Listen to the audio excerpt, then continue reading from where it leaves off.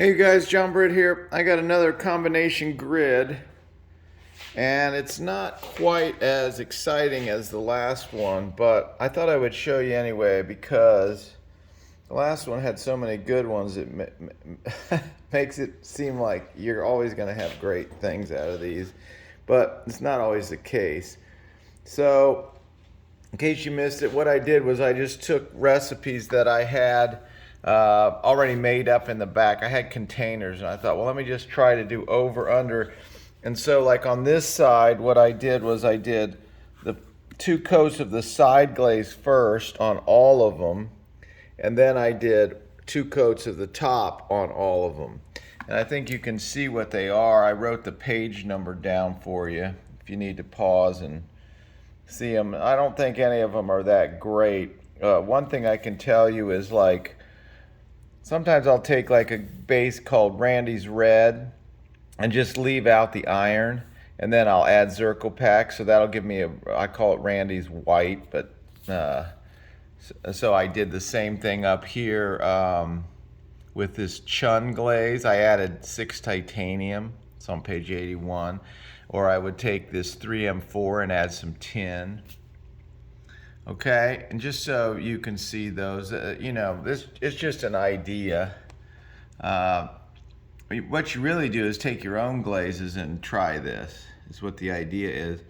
None of them were super spectacular. This one probably had possibilities. It was licorice with 2 coats with a Chun white on top of it. And that, was had some possibilities for being nice. Also, remember, you could do 3 coats and 1 coat, or you could just vary it, do some wax, and then do these things. So anyway, this is just a way to, get ideas. This one actually, and I'm not sure, it has a nice satiny look here. Randy's with the Chuns. So you could extrapolate out and just try other whites that you have to try to get some of these effects. That actually is a nice white, of course. This one has interesting surface, I'll say that. It's very subtle, but very interesting. So this whole row is Autumn's Crystal Matte under, and then other glazes on top. So I didn't even see that until now. That actually has a cool look. These all have a nice feel to them. They're very satiny. Okay. So that's probably enough of that. Then what I did over here was I did the top first 2 coats on all of these, 2 coats on all these. So like Coffee Nuke, I did 2 coats of that. Ashley's Rivulet, I did 2 coats of that. This is the same glazes as over here, and they're all in my book there. And then I did 2 of the side coat on top.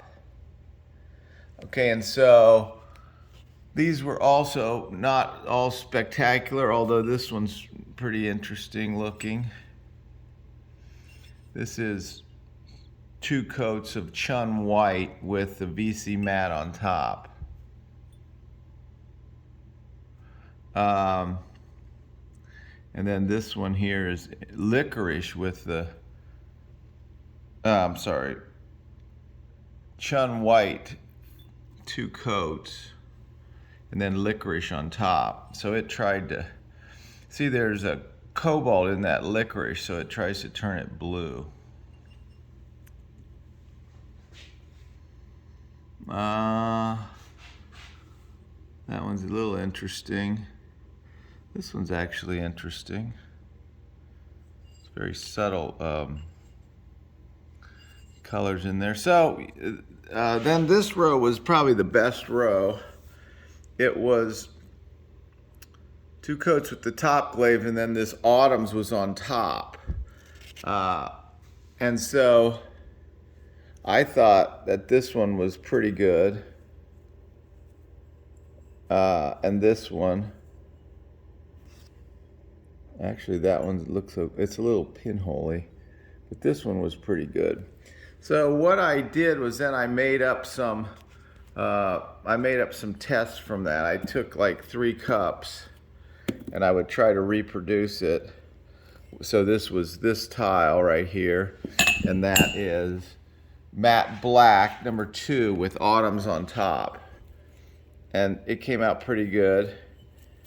It kind of breaks it up with these spots in there, which is pretty good. Now you could also just use any black. I think I used licorice in my spotted black series with 6612 stain, onyx. Came out very nice. That's pretty simple. All right, so that turned out pretty good and was reproducible.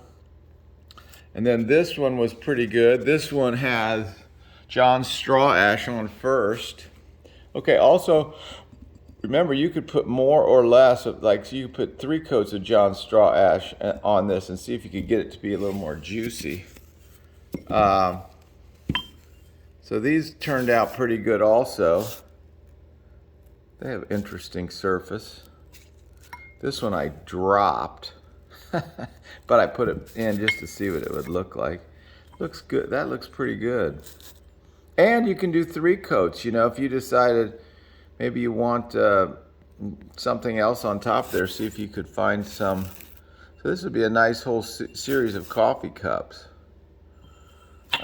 Anyway, so that's that. And then I did the last one from here. I did this one. This is Ashley's Rivulet.